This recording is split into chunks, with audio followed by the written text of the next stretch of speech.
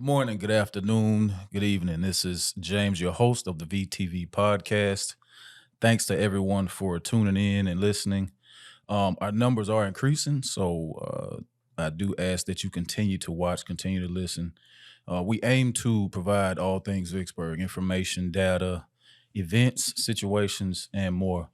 Today, we have a very special guest in the building, Mr. TJ Mayfield. How are you today, sir? I'm great, man. How's it going? I'm well. I appreciate you being here and having the opportunity to speak with you. Yeah. Let's dig right into it. If you don't mind, anyone who's not familiar with you, if you will give them a brief synopsis of like your involvement and your connection to the city of Vicksburg. Yeah, absolutely. Born and raised here in the city of Vicksburg, graduate of Warren Central High School, 2011. Went to Alcorn 4 years, came right back to Vicksburg. Taught at Warren Central for 5 years.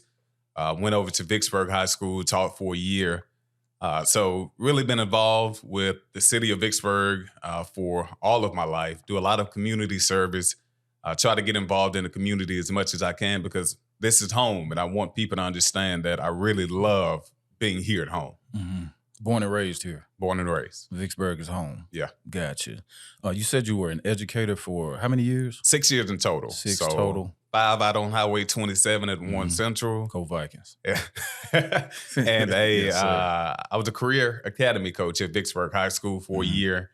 It was a COVID year, so it was a little bit strange, but we were able to get a lot done. We did the Gator Career Closet, where we were able to give students at Vicksburg High School free clothes for career services, job interviews, college interviews, all of that, providing them with the opportunity that when they go into a professional environment, they're dressed appropriately. Yeah. So I think I remember that being implemented there. Right. It was in the news or at least on social media. Yeah. I thought it was an amazing thing because you do have kids who need to have that element of professionalism, but they may not be able to dress the part and go to interviews and just be prepared for that. So I do remember that. Yeah, absolutely. It was, it really started from Warren Central. We did a belt and necktie drive. We collected belts and neckties for about 100 young men at Warren Central. My big thing was I had a lot of parents and teachers talking about young men couldn't keep their pants pulled up. So my thing was, hey, donate a belt. Help 'em out. Give me $5 and we can go buy a belt. Right. And it was very successful. A lot of people, other communities jumped on. Canton, their school district jumped on board. So it's all about preparing the next generation because, hey, somebody's going to be sitting in your chair one day. That's and true. we want to make sure they're prepared for the same job that you have now. That's true. That's true. Would you ever go back into the education system? Maybe on a college level. College level? I think for public education, it's difficult for educators now. I taught history, and this was a volatile time doing politics. You know, you had President Trump, you had a lot of things going on. This was right before George Floyd happened. Yeah. Even in Mississippi now with critical race theory. So there were a lot of things going on for educators that you couldn't say, that you couldn't do, that I just don't think I want to be a part of that anymore. I gotcha. Yeah. So are you saying that the young kids would probably get on your nerves? Oh, the kids were awesome. I'm just asking. Nah, for real. It was amazing that I still have relationships with a lot of my former students to this day. That's good. They know I love them. They know I do anything for them. So they need that. Yeah, and being a black male teacher, you know, I had a lot of kids in high school telling me I was their first black male teacher. Yeah. You know, they're 16, 17, and I'm fresh out of college. Yeah. So and they're telling me they 22, something like 22, 23, and they're looking up to me because they never had a black male educator. So you were somewhat of a model. It did. I was kind of thrust into it, mainly because I had to dress a certain way, so they thought I was older. Yeah. I had to think a little bit differently because, again, I'm 22, 23, they're 17 and 18. So I had to find a way to create that separation and respect from other students. Yeah. Let me ask you this. As a former educator in this city, you probably dealt with things that you agreed with within the school district and some things that you didn't agree with. Yeah. What, if it hadn't been implemented, what exactly was the school district missing? Something that could increase, graduation rates I or think parent anything of that involvement. nature. Parent involvement. I think parent involvement is something that when I grew up, I know we had a strong PTA. We had a lot of parents coming to the school, getting involved. And you don't have a lot of that right You now. don't have that nearly as, especially once you get out of elementary. Yeah. The kids get to 7th and 8th grade. The parents kind of, let them do their own thing. That's true. But even though you're 14 and 15 years old, you still need support. That's true. And I wish we had more parental support on the junior high and high school level. That's interesting. I can't think of a way to encourage more parents. What exactly could one do to say, hey, we need more parental involvement other than just saying it? Like, how can you implement it? How can you make it mandatory or something? Because I see that too. I'm a parent, and I was even asked to be a part of the PTA. Right. At one of the elementary schools. And I just couldn't do it because I got so many other things. But it crossed my mind to make time for it because, I would be a different appearance as a president of PTA. You see what I'm saying? So it may impact the whole school in a different way. But I just couldn't make time for it. So them asking me was kind of like, there's nobody else. Like, I'm your option right now. Okay. But I understand what you're saying. How would you, in your opinion, how would you, say, hey, let's do more as a parent? I think it begins with more events that actually engage parents. You mentioned that, we're all busy.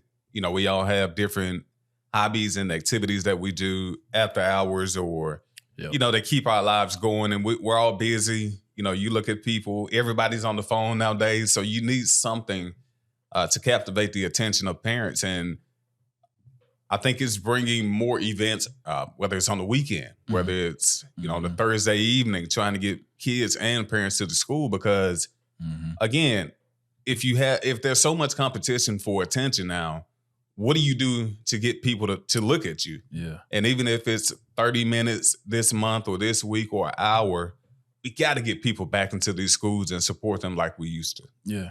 I hope somebody listening to this will put that into effect. Because I agree. Yeah. We do. If we could kind of change gears real quick, your current role with your employer is...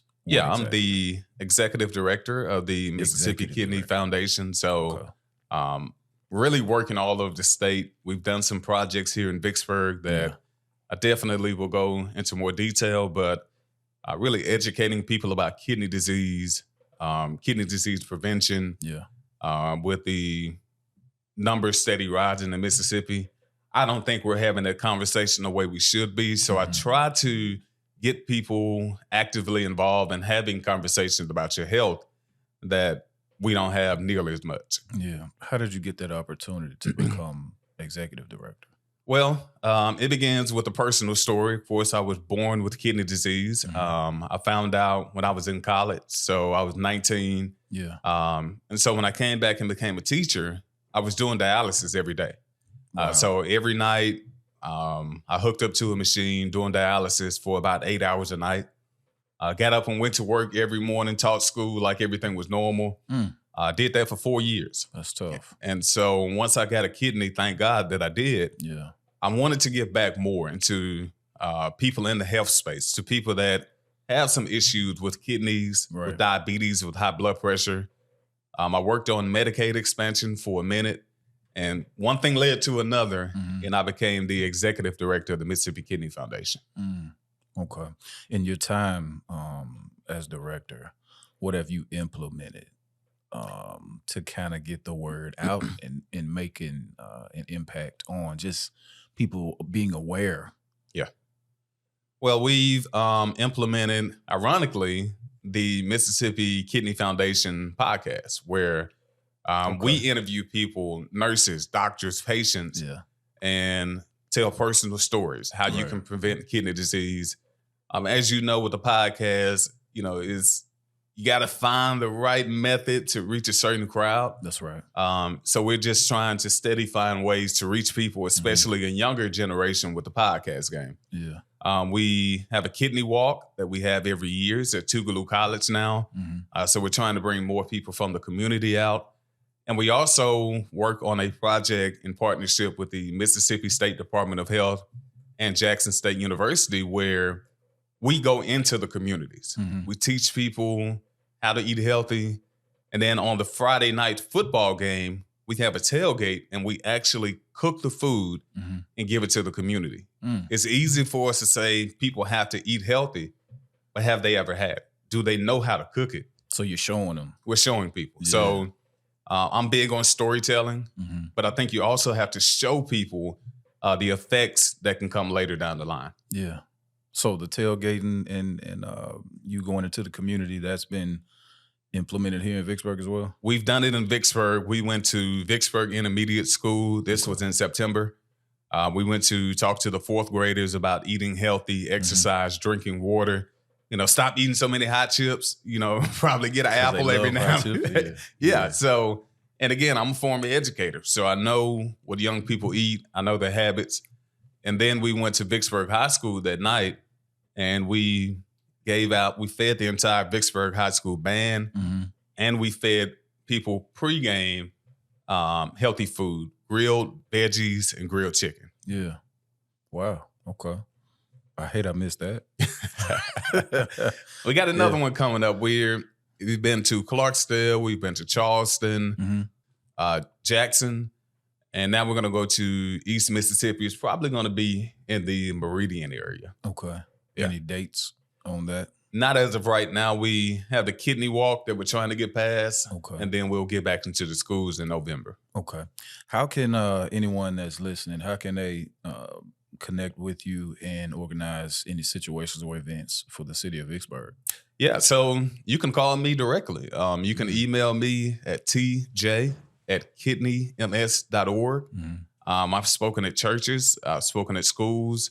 I've done presentations all over the city because it's easy for me to go to another community, but I have to educate the people that I grew up around, the people that my family, my friends. So I'm always happy and excited to speak here in Vicksburg. Are the people receptive? Do you think they listen, or is it just something that they hear and it goes, like they say, in one ear and out the other? Man, the amount of people that come up to me and say, I want to change my life because of you. Yeah. I show them pictures from when I was sick. And I don't want anybody to go through that. Right. Again, I couldn't avoid kidney disease. I was born with it. Yeah. But for the amount of people that can, because they don't manage the diabetes or high blood pressure, you can prevent it.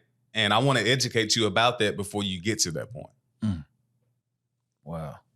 I hope everybody's listening, because I agree. It's not enough conversation about kidney disease. You hear about these other diseases and disorders, and they're, Front Street with that. The information is readily available, but kidney failure is serious. I had a family member who dealt with it. I even got, a sister, I think she deals with kidney stones or something of that nature. So I think that plays into your organization as well, just taking care of the kidney. Yeah, I mean, kidney stones, when you have calcium build up in your kidneys. So I've never had kidney stones, thankfully, but I heard they are not fun. So you actually have to push them out of your body.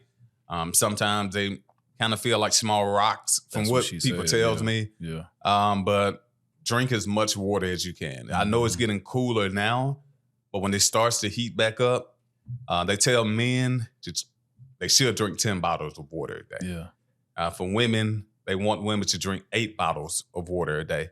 I know it's not easy, and I know it's getting cooler now, so we probably don't have to drink that much, but drink as much water as you can. Gotcha. Yeah. Yeah. Any of our listeners out there, drink water, take care of your kidney. Yeah. It's very important. Mr. Mayfield, the last name rings bells in the city of Vicksburg for some people. Some people, they on a different planet. They don't care about politics or anything going on in the city outside of what they have going on. Yeah.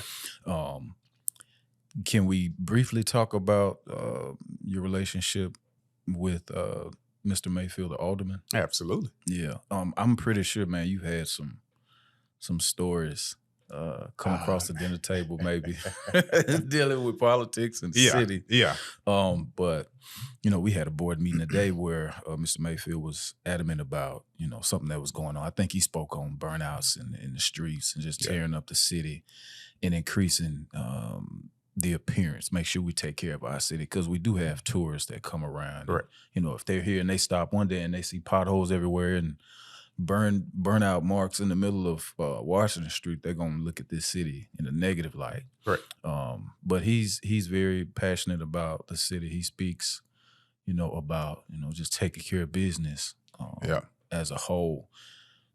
You reside in Vicksburg, yes? yeah. From your perspective, and some of the knowledge that you may have that's exclusive, what are your thoughts on the state of our community? The city of Vicksburg. You have some people who are pro Vicksburg. You have some people that live here that hate it, and they may hate it for the wrong reasons. But what are your thoughts on where we stand as a community? I think Vicksburg has done a tremendous job with infrastructure more than anything. Mhm. Of course, my office is in Jackson, and I know a lot of people that live in the city of Jackson don't drink the water. Yeah. They don't. You talked about the potholes, and sometimes when I'm driving my car down the street, I'm like, I need Right. to go get a front end alignment. I Right. shouldn't have came down Northside Drive today, Yeah. And I think Vicksburg has done a great job with infrastructure. Isn't something that we always see, but having clean water and having nice streets, it's attractive to people because you don't realize something that you have when you take it for granted until you go to another community and you may see a lot of graffiti, or you may see a lot of potholes, or dilapidated homes with grass growing up. So one thing my dad always talk about, you said it, is take care of your business. Mhm. And whether it's taking care of your property, paying taxes, whatever it is, it's taking care of your business, because if you do your job and I do my job, everybody should be happy. Mhm. But one thing that we run into, and just from my personal perspective, I see comments on Facebook all the time. And sometimes I see things, I'm like, that's not how it goes, or that's not the person you should be blaming for this. This is this Right. person's job. This is this person's job. Mhm. And I know he sees it, or some of the other politicians see it as well. But I think it just comes back to sometimes people want somebody to blame, Mhm. but they don't know who to blame. Yeah. And so the people that they see the most, those are the people that they blame. Yeah. The blame game. Correct. So we need to get more informed about, the ins and outs before we speak on certain things. And I think that goes back to education. That's When I was true. a high school teacher, I wanted to educate people, my students, about this is what your city government can do, this is what your state government can do, and this Mhm. is what your federal government can do. Mhm. Some things in the city of Vicksburg, the board of mayor and aldermen don't have any control over it. That may be the county or the state. But if people don't know that, I mean, how do we expect them to have an honest conversation about something that they probably don't know? Mhm. And sometimes, politics and who has power over this and that, it can get so twisted and crazy that you'll need 9 people from these different departments to make one decision. That's true. Yeah. Speaking of politics, I believe that you may have ran for a seat. Correct. What seat was that exactly? I ran for South Ward Alderman, 2.5 years ago? Mhm. Yeah. Okay. You were unsuccessful. Correct. Do you plan to pursue that again? I look at it like this. I was unsuccessful, but everything happens for a reason. That's true. That's true. My wife and I, we had just lost our daughter stillborn the week before. Oh. So Sorry it to was hear one that. of those situations where hindsight is 2020. Mhm. I needed time to recover. Yeah. I needed time to be with my wife. I don't know where I would be now if I didn't have that time to separate, Right. to be away from people, to really retrain my mind to say, hey, this is real life. This may be what I wanted, Yeah. but I got bigger things to deal with. Mhm. Who knows what the future may hold, but at that time, like I say, hindsight is 2020. I never would have got the opportunity to lead a state organization in Mississippi. Yeah. With the Mississippi Kidney Foundation. I'm the youngest, first male, and the first black. That's a big deal. So, I don't get that opportunity if I win alderman at that time. So, I look at everything. Everything happens when it's supposed to happen. Nothing is a coincidence. Mm-hmm. But, who knows what the future will hold. No, I need a definite yes. No, I'm just playing. I understand. I get it. You never know. Right. And if the opportunity comes back around. Right. Me just meeting you, and knowing more about you, I think that you'd be a good candidate for that. Thank you. Not just because of the family history or anything of that nature, but Yeah. I think we do need young leadership. And that's all over America, not just, in Vicksburg or in Mississippi. I think young leadership can kind of propel us into more modern, more modern age things. Because I say this a lot on the podcast, this city is a certified retirement city. So Correct. a lot of what I see, this is just my perspective, it's outdated. It can be brought up to a different standard. You know what I mean? And I think young people could be a part of that change. But, just a topic for discussion, man. Not trying to pressure you at all, but if you do want to run, I know some people that know some people. But yeah. I just wanted to ask that because I thought it was interesting. You being, a younger gentleman. Yeah. You around here, you don't see that too often. Yeah. Most of the candidates are, older people. Yeah, and I understood. I was 28 when I put my name on the ballot. Yeah. So I know a lot of people had the concern, you don't think you're too young? And I didn't, because I always felt like, I had the knowledge, I had the wisdom, And that's key. I feel like I can step into any room. And I was meeting with politicians just yesterday. Yeah. I meet with people from all over the state, all over the country. Mm-hmm. I've spoken all over the country. So I've always felt I can handle myself well once I get in that room. Right. And I still feel like that. Right. So it's not a matter of if, it's just when. When do I want to make that step again? Okay. And that'll be soon. My bad. Next Oh, 5 good. years. Yeah, We'll see what happens. I got you. Yeah. I do want to kind of entertain a little bit more about the executive director role. It's a state organization. Yeah. Right. So it has more power, more influence than, a local organization. Yeah. Are there any other activities planned for the city of Vicksburg through the Mississippi Kidney Foundation? All they have to do is call me. I know myself and Dr. Justin Turner, he's from Vicksburg as well. Yep. Dr. Edney, who is the chief medical officer. So the two top doctors in the state of Mississippi Are from Vicksburg. Vicksburg. Right. And so when I come along with the Mississippi Kidney Foundation, I know their focus is infant mortality and diabetes. But again, if we can save lives in Mississippi, I don't care if I got to go to Port Gibson, Vicksburg, Biloxi, Hattiesburg. I don't care where it is, because that was me one day. That was me going through dialysis and wondering if I was ever going to get a kidney. So for anybody in Vicksburg, if you call me and my schedule is clear now, if Alcorn got a game, you may be out of luck. Yeah. But, after football season, we can talk. Mighty Braves. Oh, yeah. No Okay. doubt. Yes, sir. Understood. Yeah. I would love to talk to you, all day. But a couple of things. I know that you're a busy man. You probably got some other things lined up for the day. Yeah. So we'll kind of wrap it up. Is there any other information or anything you want to leave with our listeners and our viewers? Now, we are growing. I'll say that. We don't have 1 million followers, but a couple hundred. Oh, yeah. So, No doubt. Is there anything you want to give them, just a tad bit of information or any insight?